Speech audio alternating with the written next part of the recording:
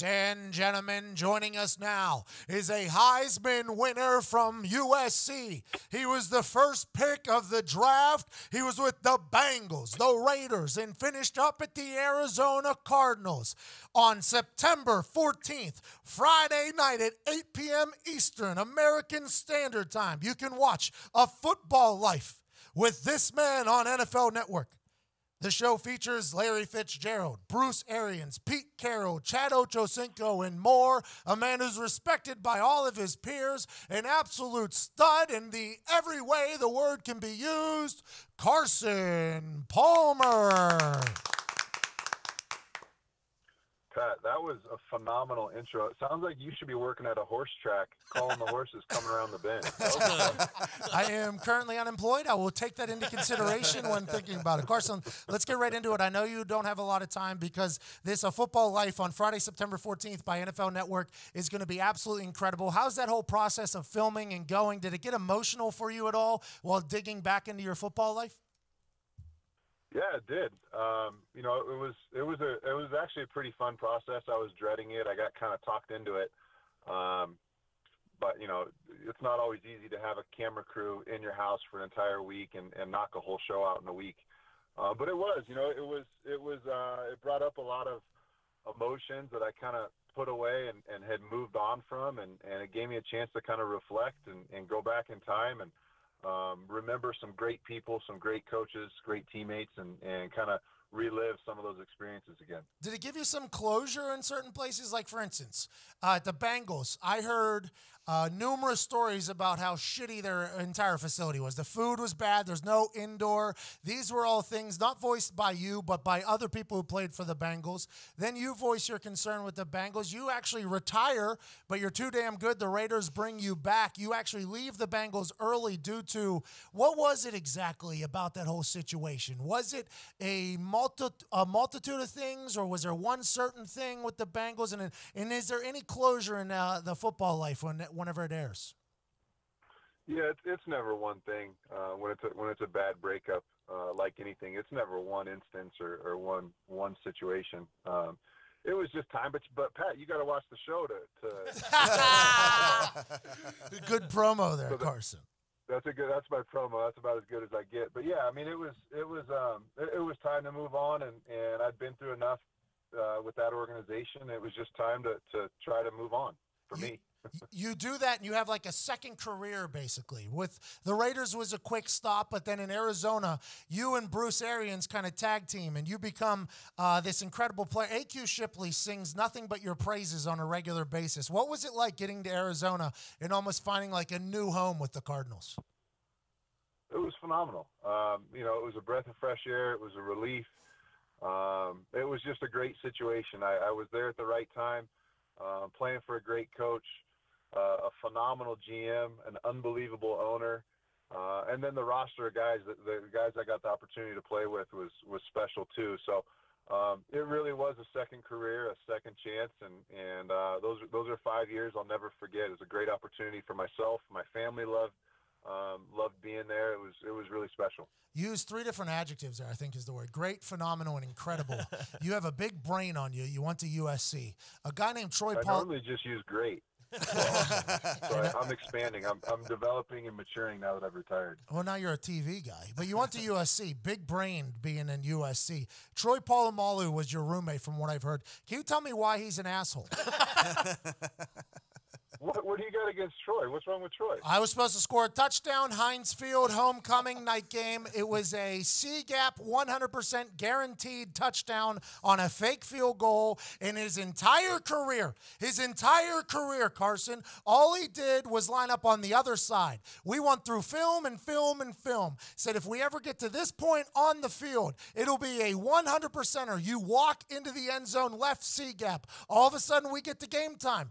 We're in the exact position of when it is. I grew up in Pittsburgh, Pennsylvania. 100%er, they say. I'm supposed to score my first ever NFL touchdown on the same field I won a punt, pass, and kick. And head and shoulders, fucking Polamalu bounces his ass over right into the gap where I was supposed to score a touchdown. First time in his career he lined up there, Carson. And I would like to know why he did that and why you were friends with him. Yeah, he was good at doing stuff like that. I had to play against him every day in practice in college, and then sure enough, draft day comes, and I end up going to the AFC North, and like a couple picks later, the Steelers trade up and snag him. So I had to play against him twice a year for almost a decade, and man, he was a great, great, great player, and he did that. He kind of did his own thing. You know, call him an asshole, call him whatever you want. He would line up on the left and then end up robbing the other side of the field, or line up in the middle of the field and run over the other half and pick a ball off and make a tackle. And the guy was, him and Ed Reed were probably the two best defensive players I ever played against. I obviously have nothing but respect for Polamalu, but he did ruin my one shining moment there at home. You've played with so many players: Ocho Cinco, Larry Fitzgerald, Polamalu in college. I assume the list goes on and on. Did you ever have a teammate of yours that you just thought, man, they say all men are created equal, but that's a bunch of bullshit? You know, the guy I always think of when somebody has a line like that is I played in a Pro Bowl with LaDainian Tomlinson, and handed the ball off to him like 4 or 5 straight times in the game. And this is the year he was the MVP. I don't know how many touchdowns he scored, 25 or something touchdowns that year. One of his last couple years in San Diego. And I've never been in awe of somebody on a football field the way I was. And again, now this is a Pro Bowl, so he's playing against the best players at every position on the entire defensive football field. And I remember handing him the ball off and just turning, and not even doing my bootleg or my naked. I would just hand the ball off and turn around and watch him, because he was playing at a different speed. He's playing against the fastest guys in the league and the best players at their positions, and he would just find a way to bounce and skip and shoot through the hole and get 6 or 7 yards, and then find a way to get down so he didn't take a hit, pop back up and get back in the huddle. And I just remember walking off the field.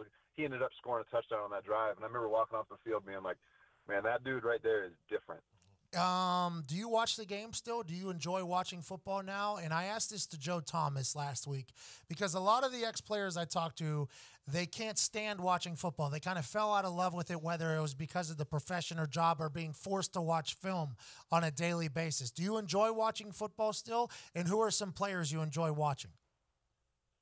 Well, I love watching film. I have a tough time watching I tried to watch games yesterday, and I just had a tough time listening to some of the guys talk. They're calling the games, but name. Who'd you hate? They all sound so uneducated in my mind, and that's strictly because when they talk about special teams, they're idiots. But was there anybody that you were listening to? You're like, how do these people get paid to talk about games? Because I have my list. If you want me to go off first.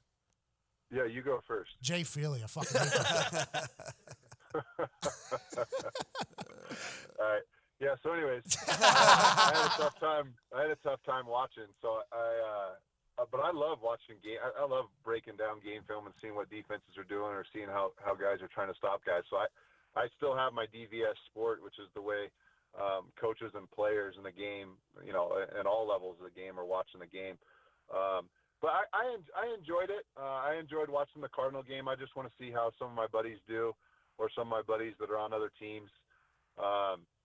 So I don't feel the way that Joe does, or some of the other guys you mentioned. I still love the game. I still love watching it. I just have a tough time and need to hit mute every once in a while, because some of the comments are unbelievable. I agree with that. Joe actually said he liked it. It was the other folks I talked to. Did you get a chance to watch Aaron Rodgers and what he did last night? And is it amongst the quarterback fraternity? Do you guys rate each other and rank each other, or is it just like everybody love everybody? We're all making a lot of money playing football.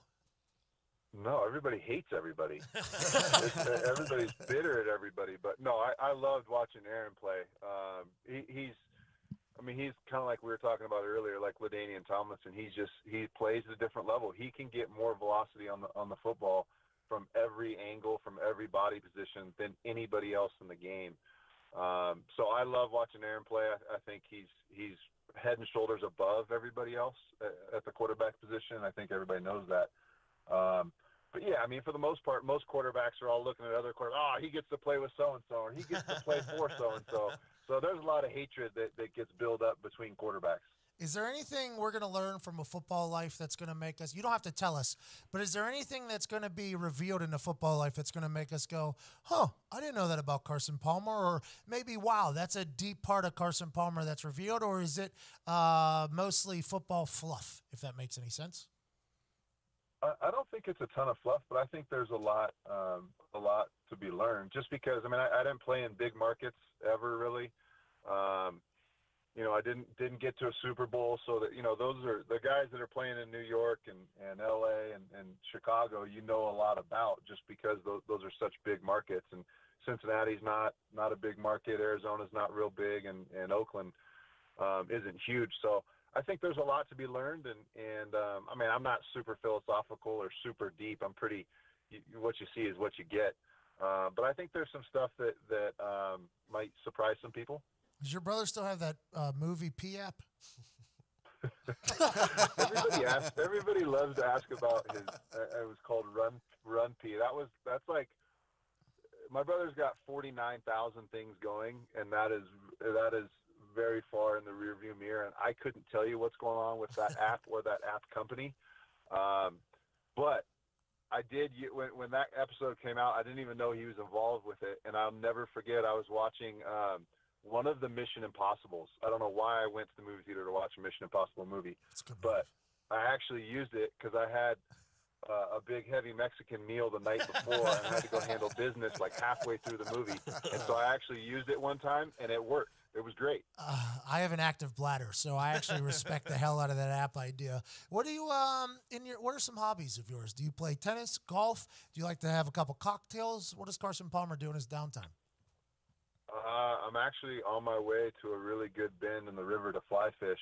About 20 minutes south of me right now. So I like being outside. I like fish. I love to hunt. I have 3 hunts that I've already got on my calendar, hunts that I've been looking forward to doing that I haven't been able to do since hunting season's always during football season. So I'm excited about this upcoming fall and this upcoming hunting season. You a whiskey and beer guy? If you're a hunter, I say that sounds like whiskey beer guy. I love a good beer. I don't drink a ton of whiskey. I love wine. I love beer. I do like whiskey. I shouldn't say that. I like a good gin martini. But I haven't jumped on board with whiskey like everybody else has. I feel like there's so much hype and there's such a fad, that whiskey is right now. All of a sudden, everybody's got the best whiskey in the world. I'll drink it if you offer it to me, but I'd prefer a nice. I'll even go a dirty vodka martini, but I like a nice gin martini. I want to let you know everything you just said about whiskey is 100% right. Don't let anybody judge you for that. Yeah, you're 100% right, Carson. Right? Yeah. Okay, absolutely. thank you. Hey, if a younger Carson Palmer was listening to older Carson Palmer, and this is, you said you're not philosophical, but this is a little bit of a deeper question. If you could talk to a younger Carson Palmer about what his football career will become, what would you say? Looking back on the way it ended up? No, let's just say that you got a chance to, you wanted to enlighten. Yes, you wanted a younger person, Palmer. Yeah, you traveled back somehow, and you had a one-on-one meeting with Carson Palmer in his bedroom before he's about to go to bed. He's laying down, and Carson from the future comes and visits him. What would you say to Carson about it, the life he's about to have? Yeah, I wouldn't change a thing. Every quarterback wishes they could go back in a game and hit rewind and take one play back. But I wouldn't change a thing. I wouldn't hit the rewind button. I would just say that, to keep your eyes open, keep your ears open, make decisions. Don't jump to decisions, make decisions the right way. But I wouldn't change my course of, my career and the crazy highs and the crazy lows and the ups and downs and the turns and all that. I would just because everybody's career path is different, and not everybody gets to win a Super Bowl, right, Pat? I mean, it's the way it is. Would I love to have 6 Super Bowl rings? No doubt, but I wouldn't change the way it went. I wouldn't change anything that happened. It's matured me. I've learned a ton about myself and just about everything that's been going on around me over the years. So if I had to sit down and talk to a young me, I would just say, just enjoy it. Just have fun. It's such a short window. Your career comes and goes, and it happens so fast, as you know. But just to enjoy it. Enjoy every second of it. That's awesome. And I know you have to go here. I got to get this question in, though. Did you ever think about truly hanging it up there when you were leaving Cincy? Was there ever like an actual conversation with family and friends that this is it? This is how my football career ends? This is how my football life ends? No, I knew I'd play again. Respect. If they wouldn't have let me go, I would have had to go back. But I wanted to play. It was the measure and the step I had to take. But had they not let me go and traded me, I would have ended up probably going back. I wasn't done. I would love to play the game yesterday, but I'm too old. I can't do it anymore. I'd have played until like Brady says, I was 45 or 50. But at some point, you just start losing that bounce, that step. That elasticity in the muscles, and it was time for me to shut her down. Well, you got to find your Alex Guerrero. Do that TB12 shit, Carson. Thank you so much for joining us. Friday, September 14th at 8 p.m. Eastern on NFL Network. Emmy-nominated series, A Football Life with Carson Palmer debuts. Carson, thank you so much. Incredible career, by the way. I wouldn't change a thing if I were you either. You did incredible on the field and off the field, and everybody speaks very highly of you. That means a lot. Ladies and gentlemen, Carson Palmer. Thank you, buddy. Brad, I appreciate it. Thanks for having me on, man. Best of luck this year. Hey, I appreciate that. You too. Good luck fishing down there. I hope you pull some shit out of there. I'm going to need it. Thanks, buddy. Cheers. See ya.